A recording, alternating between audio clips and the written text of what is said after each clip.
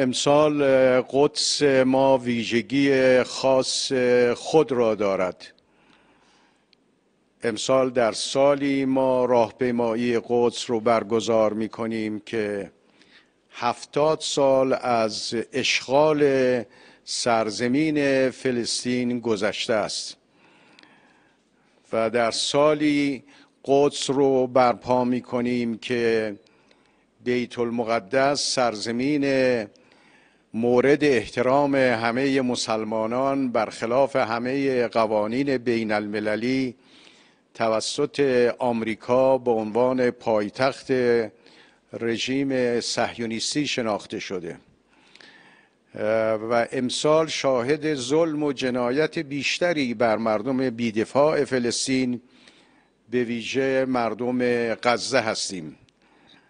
ضمن اینکه رژیم اشغالگر قدس بیش از همیشه در ماه‌های گذشته به دوره‌گردی خودش پرداخته برای ایران هراسی و برای تلاش علیه منافع ملت بزرگ ایران. بنابراین انتظار من از همه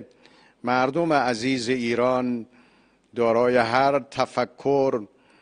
و هر اعتقادی که هستند این هست که به ندای مظلومیت مردم فلسطین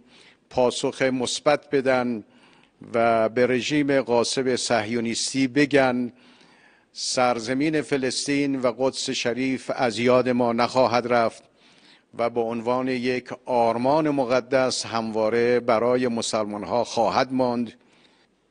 دور نیست اون روزی که ملت فلسطین به خانه های خود برگردند و مسلمان ها بتوانند در قدس قبله اول مسلمانان نماز را به پا دارند.